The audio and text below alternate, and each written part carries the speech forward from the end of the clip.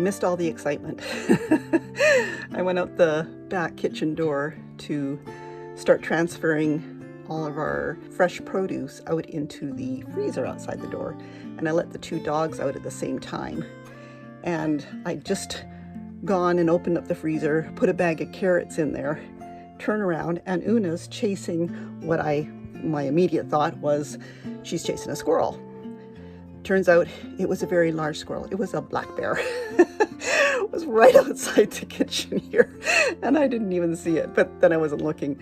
Anyway, she chased it up the hill. The cabin sits on a little bit of a level plateau, I guess. There's the lake, then it goes up the hill to where the cabin sits, and then it goes, flattens out there, and then it goes up the hill some more to the top, where there's a whole bunch of birch and willows growing. That's where the bear ran, chased by Una. He got as far as the trees, because we have a fire break kind of cut all the way around the cabin here. She didn't chase him as in like barreling after him. She just ran after him, and he stopped, looked back. I called her and she came. I'm very impressed with Una. So Trev is just going to fire off a couple of shots just to reinforce the fact that there are people here now. Whether that was the bear that ripped apart our old outhouse, I don't know. But he was a beautiful black bear and quite large. Anyway, that was our excitement at the moment. I'm busy putting stuff away that Trev brought in yesterday on the quad. Yeah, I think I have just about all of it put away, and I haven't even started on cans yet because the cans haven't come in yet. That's the big job, is finding a place for all the cans. Yesterday when I got water from the lake, it was super windy. So the waves had churned up a lot of the debris, I guess, or the dirt and whatever else in the lake, and made it quite dirty. But it's been sitting overnight. I put some bleach in it because I always put bleach in the water, even if I'm going to put it through the Berkey. If it's going into the water pot on the stove so that we always have hot water for washing or whatever, it just needs to bleach in it. It doesn't need to go through the Berkey, but it does clean the water so that anything that could potentially make us sick is killed. The Berkey filters out all the debris and stuff. And I could have just dumped this bucket of water here into the Berkey with all the sand and stuff floating around in it. But it helps the Berkey filters to not get as clogged, because they do get clogged with stuff from the water. And eventually I have to take them out, give them a scrub with a scrubby, and then put them back in, and all the water starts flowing through faster. So every time you scrub them, you're taking off very little, an outside coating of the charcoal filters that are inside the Berkey. I've let the water sit overnight, so it's all settled to the bottom now. And so now I can scoop it and put it into the Berkey, so it will filter out all the stuff that could hurt us and make us sick. And I'll probably just chuck out the last maybe a ½ inch of water when I get down to that point, just because it's just nicer not to have to use dirty water for anything. I always keep this polishing cloth on top of the Berkey lid so that I can wipe up any water that drips down, and it just makes me feel better keeping it nice and shiny. Doesn't make any difference to the water quality. And I use a plastic cup just because it's one I don't use for cooking or measuring food stuff. And I just use the same cup all the time. So I'm just kind of gently scooping the water out, trying not to disturb all the debris that's settled to the bottom. Trev went out to the truck today. He left here around noon, and it's 5:15 now. Our last trip in took 2.5 hours, and he took our smaller quad because the newer quad needs antifreeze. And the antifreeze is out of the truck. So rather than have a problem with the newer quad, he just took the older quad that he worked on yesterday. He put new brakes on the back of it. So it'll be a good test for that quad as long as it runs. It hasn't run for a few years because of the brakes. So it's one he usually keeps on the other side of the lake. So when he canoes over there, he can jump on the quad and go exploring and stuff, do whatever he wants on his trails over there.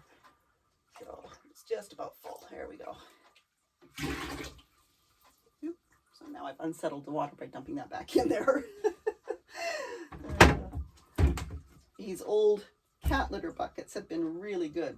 They're many years old now. They're the right size for me to fill up and be able to carry both of them at the same time up the hill, up the stairs that Trev built, back up to the cabin here. It's just the right amount of water that it's not too heavy for me. They're getting to the end of their life though. The handles are starting to go on them. We have rope on one of them. So yeah, I'm gonna have to replace them.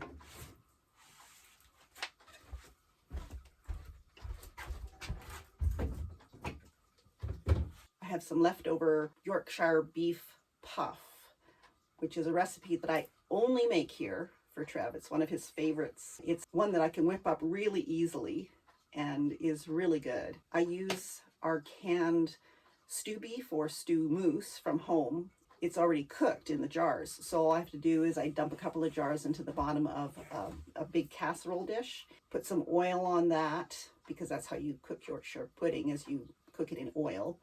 And then I put the Yorkshire batter over top of that, and it goes into a 400-degree oven. The Yorkshire pudding forms on the top of the already cooked beef. It takes 30 to 40 minutes to do in the propane oven. I made that last night and am reheating it for Trev for when he gets back. I'm hoping he's not going to be too much longer. The sun is starting to go down. It's been a beautiful day. Hasn't been windy until just the last bit of the day here. Would have been a good day to go down and rescue the canoe from the end of the lake where we had to abandon it when we went down the creek the other day.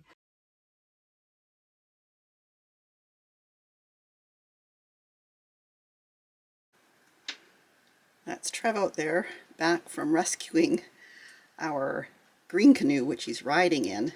He went down in the red canoe, took down our other electric motor to bring back the green canoe, because for some reason the motor on the green canoe conked out when we least needed it, as we were coming back up the creek, and we're heading into a really, really strong wind that was creating whitecaps on the lake. So I don't know what he's doing. He's gone past where we usually put the canoes in, and it's interesting that he decided to put the red canoe on top of the green canoe instead of towing it. I don't know quite why he did that. I don't like that red canoe. It's way too tippy, but it's more of a paddling canoe than a motor canoe. It doesn't have the flat back on it. But yeah, I'm not sure quite what he's doing. Maybe just going down to check out the other end of the lake there while he's out there. So I have been on my own here at the cabin today, as long as you're not counting Freddie, Una, and Gracie. Trev had to go into a Rangers meeting.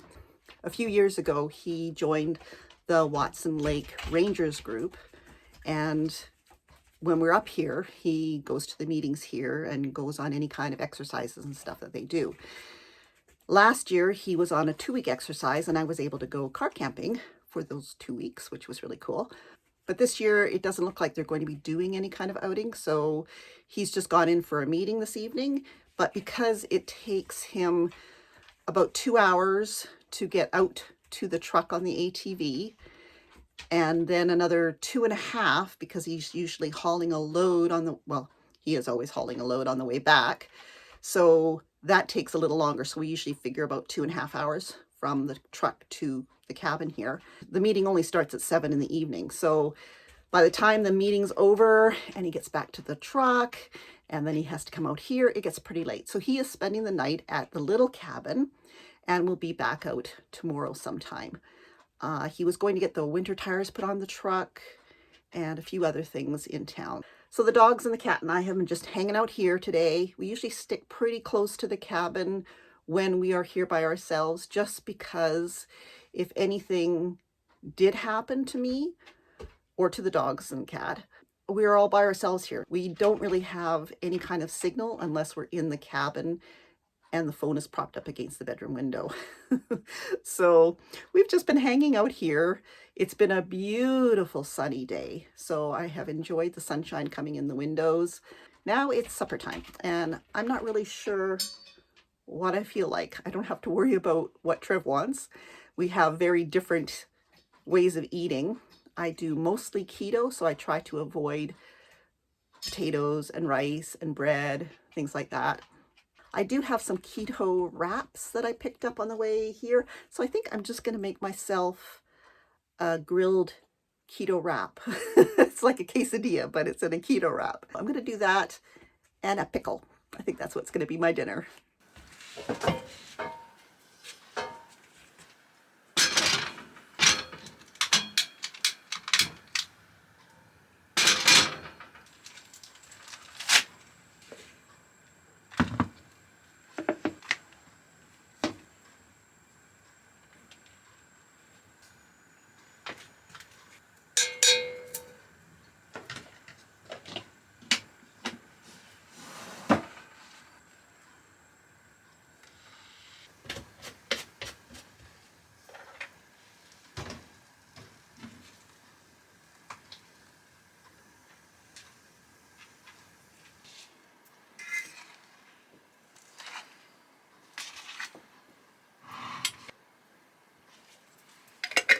Dinner is done. I'm just going to finish making the dog's dinner and then I'm going to go and eat. I need to put things back in my fridge before I go eat.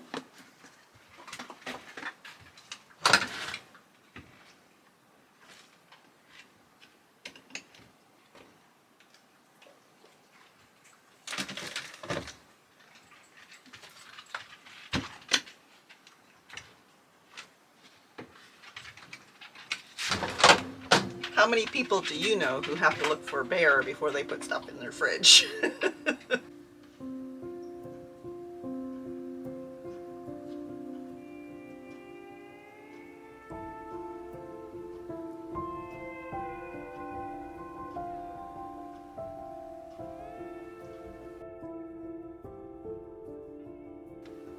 There are 2 moose over in the meadow behind Wolf Island this morning. Probably a mom and her cow from last year. It's pretty big. This camera does not zoom in very well, but I'll see what I can do.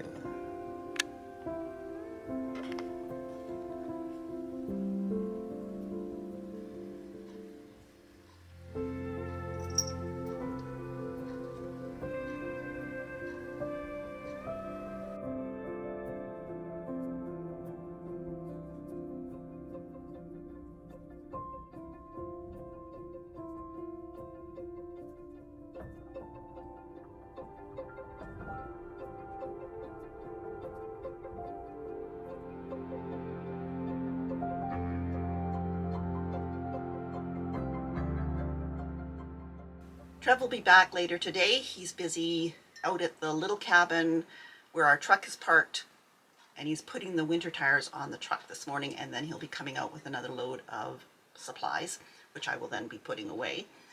Watching lots of ducks out on the lake, and was watching some of them splash around just below the cabin here in the weeds that are down there. I think what they're after is the little freshwater snails that we have in the lake here. I've had the whiskey jacks visiting this morning already. They come every day, several times a day. I feed them cat food, the dry cat food. They really seem to like that. They don't eat the sunflower seeds. Those are basically for the squirrels. I think I'm going to set up the trail cam outside the window here to watch the bird feeder that I have here that I feed the squirrels and the birds at. It's right outside the window. Depending on what kind of footage I get, I'll share some of it later in this video. This morning I've just been enjoying my extra coffee because I don't have to share the pot with Trev because he's not here, as well as enjoying this beautiful day. There is not a cloud in the sky out there today. It's going to be a really good day for collecting solar, so I'm going to be getting everything that I can find that needs to be charged up even a little bit and getting them fully charged because my battery is pretty much full already. I had a good day of solar yesterday as well, but today is going to be even better because there is no clouds at all. I'm also going to be doing some cleaning up outside the front of the cabin before it snows. We are getting a forecast for some snow in a few days. It's already going down to below freezing at night here. Right now it's just above 0 Celsius. I'm going to have another cup of coffee and get on with my day.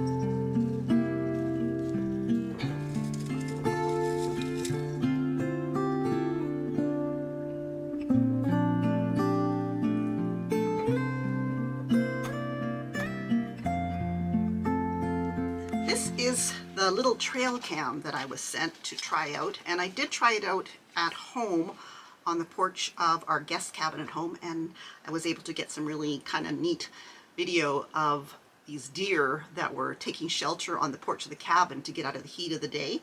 It's solar powered. It's got a solar panel on the top. It's got straps and all kinds of bits and pieces to mount it. I'm going to go outside and try to just mount it on the logs on this end of the main part of the cabin. It does 4K video, which seems to be pretty good quality from the deer that I was watching. It connects to your phone by Bluetooth, and you can download the videos from the card inside here onto your computer or your phone.